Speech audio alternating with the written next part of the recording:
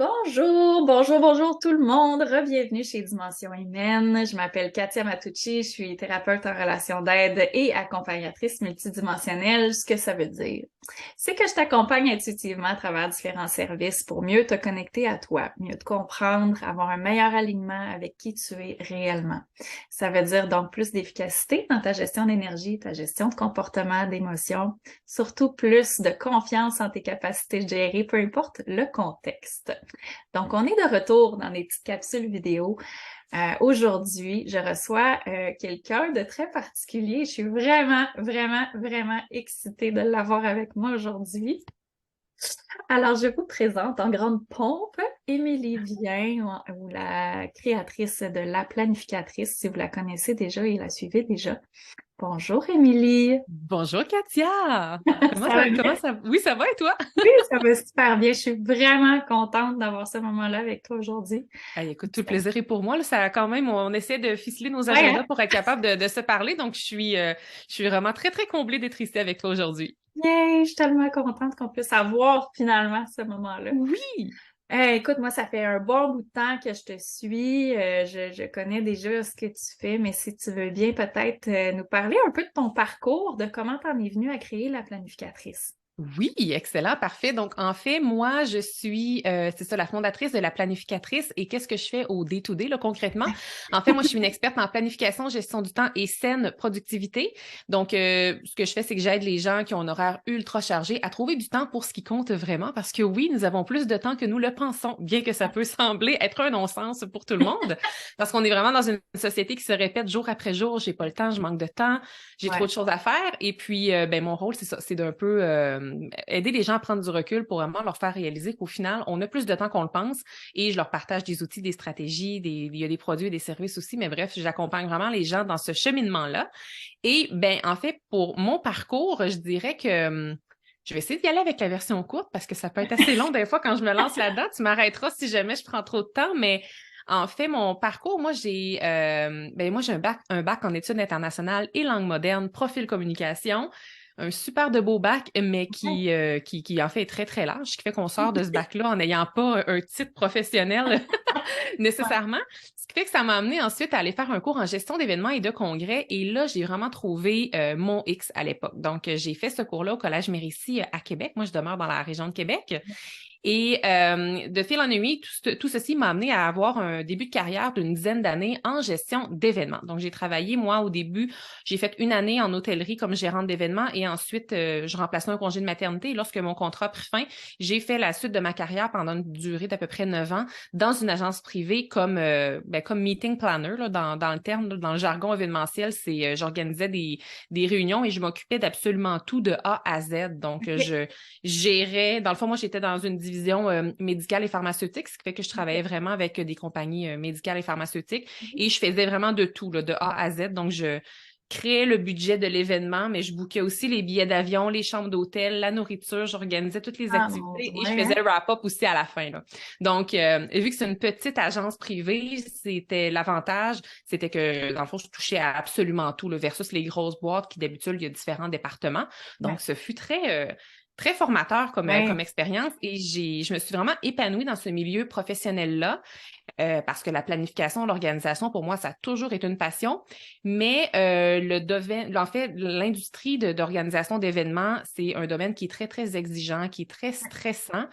Euh, Par-dessus le marché, moi, je me rajoutais une couche de plus parce que j'étais très perfectionniste et à l'époque, je pensais que c'était une belle qualité à l'époque, mais je me suis Ouais, rendu compte que non. finalement, ça jouait un peu contre moi, ce bon sentiment de perfection-là. Et aussi, j'étais très high achiever au sens où Ouais. je me mettais une grande, grande pression envers moi-même, ce qui faisait que je veux dire, je pressais le citron, là, il y avait plus de jus dans mon citron à un certain moment donné.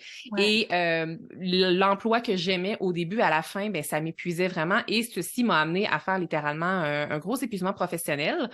Donc, épuisement professionnel qui fait que je suis tombée en arrêt de travail et à ce moment-là, j'ai vraiment eu l'impression que je vivais un gros échec.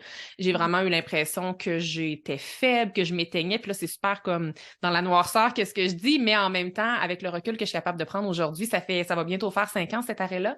Et comme c'est un des plus beaux cadeaux là, qui m'ont été offerts parce que ça m'a permis de prendre un temps d'arrêt, ça m'a permis de me retrouver. Je sais que tu es une experte avec ça, justement. C'est ce que tu aides les gens à faire. Et malheureusement, je te connaissais pas à l'époque parce que je pense que j'aurais grandement eu besoin de toi. J'ai été suivie par une psychologue quand même. On dirait que me reconnecter avec moi-même, il a fallu que j'y arrive toute seule en lisant des livres, en ayant beaucoup de temps avec moi toute seule. Et c'est ça. Donc, c'est le plus beau des cadeaux qui m'a été offert. En tout cas, un des plus beaux cadeaux parce que j'ai aussi un fils qui est un très beau cadeau. Mais voilà, donc de fil en aiguille, je me suis retrouvée. Je suis aussi tombée enceinte pendant mon épuisement. Donc, tout ça, il y a eu des grands chamboulements qui m'ont amené vers plein d'émotions tout en même temps. Donc, les 5 dernières années ont été très chargées. Et après ça, bon, après mon congé de maternité et tout, en fait, même pendant mon congé de maternité, j'ai décidé de donner ma démission à mon ancien boulot parce que je l'avais pas réintégré, parce que j'étais en épuisement. Après ça, j'étais En tombée enceinte et maternité, t'es tout. jamais revenue, bref. Puis jamais revenue, exactement. Donc, j'ai donné ma démission, j'ai pris fin et je me suis dit, OK, là, il y a un Y là, dans ma vie, là, et là, il faut que je choisisse un chemin. Et je me suis dit, j'avais toujours su que je voulais être un jour à mon compte, que je voulais me lancer en affaires, mais j'avais aucune idée exactement ça allait être quoi. Et là, je me disais, OK, j'ai cette expertise-là, qu'est-ce que je fais? J'étais encore passionnée par la planification et l'organisation, mais je ne voulais plus organiser d'événements. Donc, j'ai commencé à faire un parcours avec une conseillère en orientation qui m'a aidé un peu à placer mes pions et qui est aussi coach professionnel, avec qui justement j'avais aussi fait le profil Nova. Donc, tu sais, elle m'a vraiment aidé à me reconnecter à moi et à mettre en place les pions finalement pour que je trouve une carrière qui me passionne.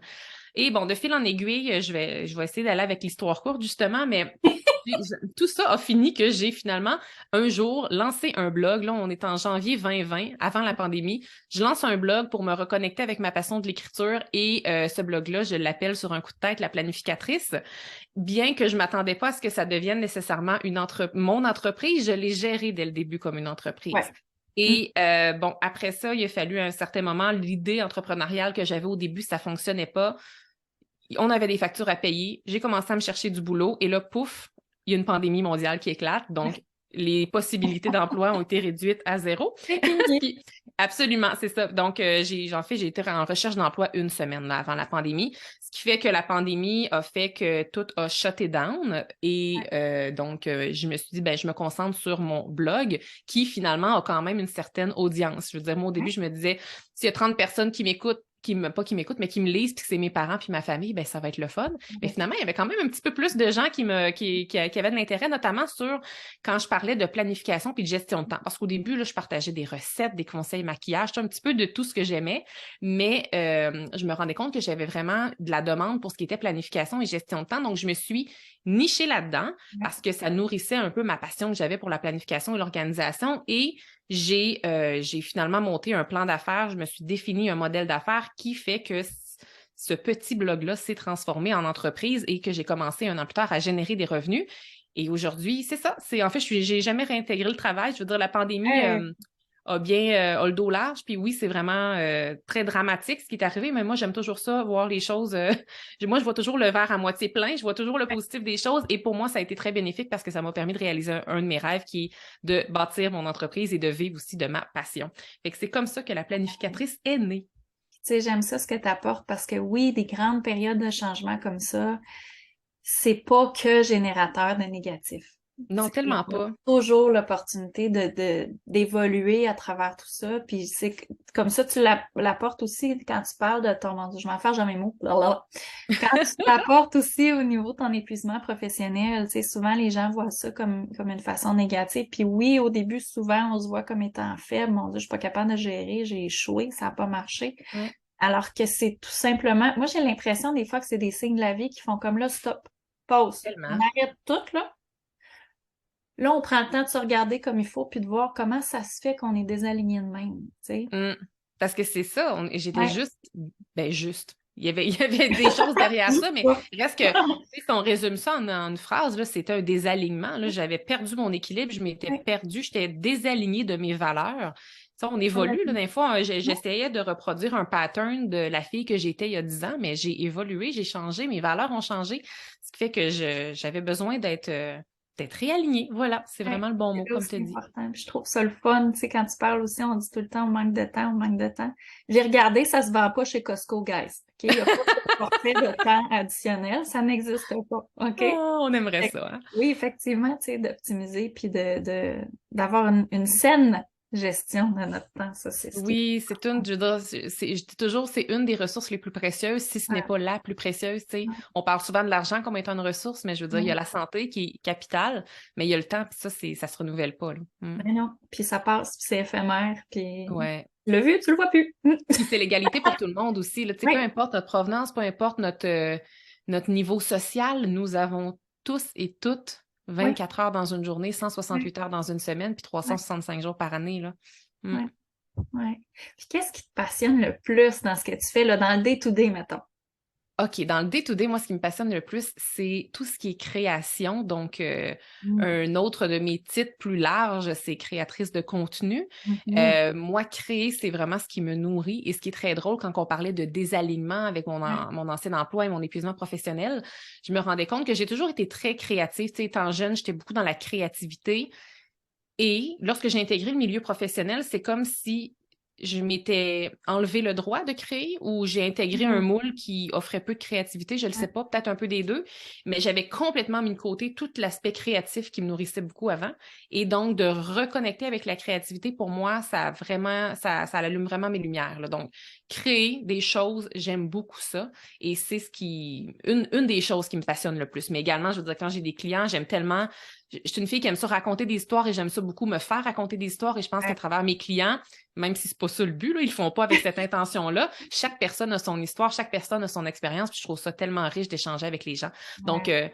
au début, je pense que la créativité, j'aime beaucoup ça parce qu'en fait, je peux un peu faire ce que je veux, tu sais, créer une entreprise, c'est de la créativité, même si on Ouais. est dans le concret, dans les, tu sais, Ouais. même des entreprises qui sont plus carrées, il y a de la création là-dedans quand même. Puis sinon, les échanges que j'ai avec les clients, mais aussi ma communauté grandissante, là, je trouve ça très, très, très enrichissant et tu sais, ça me nourrit vraiment beaucoup, là. Mm. Good, good. Puis qu'est-ce que tu vois le plus, tu sais, des gens qui viennent te consulter, par exemple, ou te demander qu'est-ce que tu vois le plus comme problématique? Qu'est-ce qui arrive le plus souvent? Ouais, ben, je te dirais, je veux dire, personne ne va être surpris, mais les gens manquent de temps. Ils vont venir vers moi parce qu'ils veulent trouver du temps. Je mets toujours ça au clair avec eux que moi, je ne vais pas leur donner du temps. Tu sais, je ne peux pas leur en donner, mais je peux leur donner des outils. Je peux leur faire prendre conscience de certaines choses qui vont leur permettre de soit gagner du temps ou de comprendre qu'ils ont plus de temps parce que c'est souvent une gestion de priorité aussi. Donc, les gens vont peut-être venir, je veux dire, la majorité des gens vont venir vers moi parce qu'ils n'ont pas le temps, puis ils veulent trouver du temps. Mais après ça, les solutions vont être différentes. Donc, il y en a que ça va passer plus par la gestion des priorités, il y en a Mhm. que ça va passer plus par la définition de leur objectif, mais de façon générale, c'est parce que les gens, je pense, qui manquent de temps, qui brûlent la chandelle par les deux bouts, qui ont l'impression d'éteindre des cheveux, qui ont l'impression d'éteindre des feux à longueur de semaine ou qui finissent la semaine complètement épuisés, puis qui ont l'impression qu'ils se sentent, en fait, puis que les gens, ils ne se sentent pas accomplis à la fin de leur Non, semaine. c'est ça. Tu sais, ils ont l'impression d'avoir travaillé des heures et des heures sans Ouais. avoir rien accompli de concret. L'impression d'être brûlé, mais que tu n'as rien fait. Oui, c'est ça, c'est ça. Tu Quel fait 50 sentiment! millions de choses, mais rien au complet. Ouais, quel Ouais. sentiment peu gratifiant. Puis je veux dire, j'ai vécu ce sentiment-là pendant des années, là, donc je Ah sais ouais. très, très bien Ouais. qu'est-ce que c'est.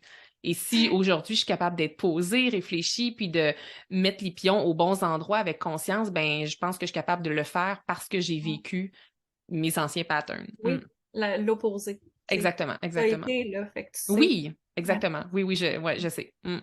Puis est-ce que tu aurais un truc à nous partager? Mettons un petit truc, juste un petit affaire. Oui, un petit truc avec plaisir. Ben, j'aime bien commencer par la base parce Ouais. que, puis un truc facile que vous avez peut-être entendu souvent, mais que, ouais, peut-être que vous l'avez entendu souvent, mais des fois, il faut se faire répéter les choses, hein. Donc, si vous ne l'avez pas encore mis en application, c'est peut-être un signe. Complètement. Puis un truc, en fait, je vais y aller en lien avec la gestion des priorités parce que, à mon sens, à moi, la gestion des priorités est vraiment à la base de la gestion de temps. Et oui, je suis une experte en planification, je prône la planification et j'aime enseigner aux gens comment mettre en place une planification efficace. Ouais. Mais parfois, juste de penser à mettre en place de la planification, ça peut sembler trop gros. Il y en a que ça va leur faire peur. Des fois, ça sonne un peu rigoureux, planification. Donc, on va commencer à la base, on va y aller avec la gestion des priorités. Et moi, mon conseil, ça serait de se fixer au début de la semaine ou idéalement avant que la semaine commence, 3 grandes priorités pour la semaine. OK. Pourquoi 3? 3 parce que c'est facile à cocher. C'est facile de voir le bout de ça. Si vous Ouais. vous fixez 25 priorités dans votre semaine, ça va devenir une to-do list. Lorsque je dis fixez-vous 3 priorités par semaine, ça ne veut pas dire que vous allez juste faire 3 choses dans votre semaine. C'est juste que vous choisissez consciemment de mettre en importance 3 choses. Ouais. Et je sais que ça fait parler. Les high achievers qui écoutent là, la vidéo vont se dire, ben voyons, 3 priorités, ça n'a pas de bon sens, il faut que j'en mette au moins 8, il faut que j'en mette au moins 15, ou bien, moi, je suis différente, moi, je suis capable d'en prendre plus, moi, je vais m'autoriser de me mettre 5 priorités. Puis je les ai toutes entendues, là, les histoires. Donc, ça se peut que vous ayez ce discours-là, puis c'est vraiment correct. Mais moi, ce que je vous invite à faire, c'est d'y aller avec 3. Et ces 3 priorités-là peuvent être en lien avec votre sphère personnelle, professionnelle, peu importe, mais l'idée, c'est de se fixer 3 objectifs et de les écrire parce que lorsque ces objectifs, pas ces objectifs-là, mais quand ces priorités-là vont être écrites, vous avez plus de chances de les voir. Parce que si vous les gardez dans votre tête, ça se peut qu'il y en ait une qui se remplace, ça se peut qu'on oublie, mais de les voir au quotidien, ça fait en sorte que si le jeudi matin, on n'a aucune de nos priorités de la semaine qui est cochée, ben ça me donne un petit peu le coup de pied aux fesses dont on a besoin pour dire, OK, go, si je veux réaliser ces 3 priorités-là avant de la fin de la semaine, ben faut que je m'active. Et le fait d'en avoir juste 3, qu'est-ce qui est chouette aussi, c'est que à la fin de la semaine, c'est comme je l'ai dit, c'est quand même facile à cocher. Tout dépend après ça de ce que vous mettez comme priorité, là, mais ça peut quand même être facile à cocher parce que c'est un petit nom, c'est un petit chiffre, ce qui fait qu'à la fin de la semaine, si c'est la semaine, c'est pas passé comme vous vouliez, que vous avez un peu l'impression d'avoir éteint des feux, mais que vous avez au moins coché vos 3 priorités de la semaine, ben bingo, il va y avoir un sentiment d'accomplissement puis de réalisation de soi qui va vous habiter à la fin de la semaine. Et ça vaut cher. Ça vaut cher, ce sentiment-là.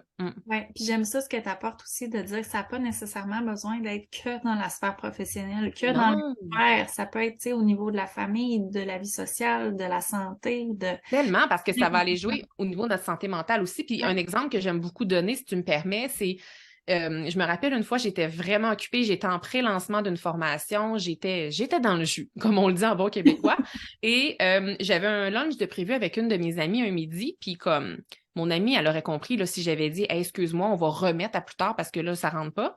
Et c'est ce que j'ai eu envie de faire, puis j'ai dit non. Je vais mettre ce lunch-là dans mes 3 priorités de la semaine, de un, pour m'assurer que je ne vais pas l'annuler, et Ouais. parce que j'en ai besoin, parce qu'à travers ma grosse semaine de travail, j'ai besoin de me déconnecter, puis d'aller rire, d'avoir du fun, de décrocher, puis de faire autre chose. Donc, des fois, c'est correct, même quand vous êtes dans un gros crunch, par exemple, professionnel, de vous mettre des trucs personnels à l'horaire, puis c'est peut-être même ça qui devrait être à prioriser, justement, là. Tu sais, on l'entend souvent aussi, les gens qui disent, tu sais, apprenez à prendre des pauses. Parce Oui, que quand tu roules non-stop, tu sais, c'est comme de dire, tu oui. roules avec ta voiture, là, puis tu iras jamais mettre de l'essence. Ben, à un Ben là, moment c'est ça. donné, ton auto, elle va arrêter tout seul parce que tu remets jamais d'essence dedans. Ben oui, exactement. Puis moi, j'étais, tu sais, quand je vous dis que je Ouais, suis passée de là à la personne que je suis maintenant, aujourd'hui, je prône les pauses parce que je l'ai expérimenté. Je le vois qu'en me régénérant, même si c'est juste 5 minutes, que je suis beaucoup plus performante après. Mais moi, dans mon ancienne vie d'avant, là, je jugeais, moi, les gens qui prenaient des pauses. Je ouais. trouvais que c'était des gens qui manquaient d'ambition, des gens qui étaient plus faibles que moi. Bref, j'ai toujours un peu honte quand je dis ça, mais j'aime ça le dire pour que vous sachiez vraiment d'où je viens. Mais c'est Ouais. ça, c'est bénéfique les pauses, puis c'est ça, des fois, qui nous permet d'être justement plus productifs, puis de mieux gérer notre énergie, puis Exact. notre temps. Exact. Efficacité au niveau de la gestion d'énergie. Tellement important. Mhm. Important. Puis, est-ce que tu as des choses, des projets, des affaires qui s'en viennent que tu voudrais nous partager? Des affaires Ben, excitantes? ben oui, là, en plus, là, ben là, tu as eu un avant-goût, là, avant qu'on enregistre, je t'ai déjà dévoilé une grande nouvelle. Donc, en fait, et là, ça va être annoncé très, très, très bientôt, je lance un podcast. Donc, grande nouveauté pour la planificatrice. Donc, ça va être annoncé. Et en fait, vous allez pouvoir m'écouter à partir du 1er février sur vos plateformes préférées, Apple Podcasts et Spotify. Donc, un podcast qui va vous accompagner afin de vous démontrer finalement que vous avez plus de temps que vous le pensez. Il va avoir des stratégies, des conseils qui vont me partager. Donc, je vais être dans vos oreilles si vous avez envie de m'entendre. Je vais être là à toutes les 2 semaines et vous allez pouvoir me trouver sous podcast 168 heures. Donc, à partir du 1er février. Parfait, super. Puis dans cette même veine-là, où les gens Oui. peuvent te trouver le plus facilement? Oui, donc en fait, moi, je suis active sur Instagram et Facebook si vous avez envie d'une petite dose d'inspiration quotidienne sur les médias sociaux. Autrement, j'ai ma communauté exclusive aussi que je nourris et à qui je donne beaucoup, beaucoup d'amour une fois par semaine. Donc, c'est via Infolettre. Donc, vous pouvez vous inscrire si vous voulez sur laplanificatrice.co/infolettre et j'envoie une infolette éducative et inspirante une fois par semaine. Et sinon, il y a ma plateforme en ligne, laplanificatrice.com, où vous pouvez vraiment tout trouver ce que vous voulez. J'ai eu près d'une centaine de billets de blogs qui sont déjà là. Sinon, j'ai aussi une chaîne YouTube. Bref, rendez-vous sur laplanificatrice.com. Il y a une plateforme très, très riche en outils, en conseils, en produits et en services. Donc, je pense que si vous ne savez pas par où commencer, c'est une belle porte d'entrée. Et si vous suivez déjà Dimension humaine, je repartage souvent des publications. Ah oui, merci tellement en plus. Parce que c'est d'une grande, grande pertinence. Des fois, ça tombe tellement bien. Le moment, on dirait que c'est la vibe de tout le monde. Puis là, t'arrives avec un post qui est juste parfait à ce moment-là. Fait que n'hésitez pas à la suivre. Comme tu dis, vraiment une plateforme très, très riche en outils, en conseils, en trucs, en possibilités d'amélioration aussi si vous avez envie de prendre l'expansion puis de vous épanouir plus efficacement, je dirais, hein? Ouais.